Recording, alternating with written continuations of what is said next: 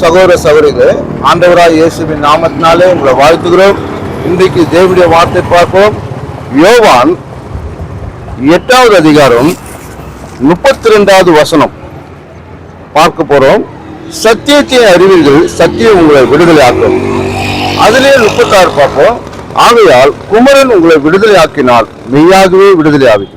பாருங்க, சத்தியத்தை அறியும் போது, சத்தியத்துக்குள் வாழும் போது உனக்கு ஆண்டவர் நிரந்தரமான ஒரு விடுதலை ஆண்டவர் கொடுக்கிறவராக இருக்கிறார். அப்படியாக சத்தியத்தை நீ அறியாமல் இருந்தால் விடுதலை இல்லாமல் இருப்ப. அப்போ சத்தியத்தை அறியும் போது ஆண்டவர் விடுதலை கொடுக்கிறவராக இருக்கிறார்.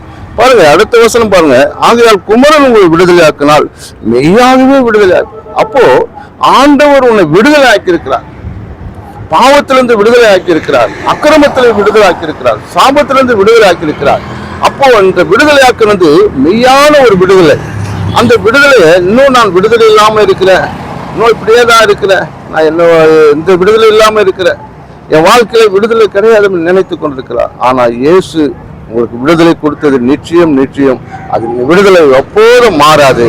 அவர் உன்மேல் தயவு வச்சதுனால உனக்கு நன்மை செய்வார். ஆமென்.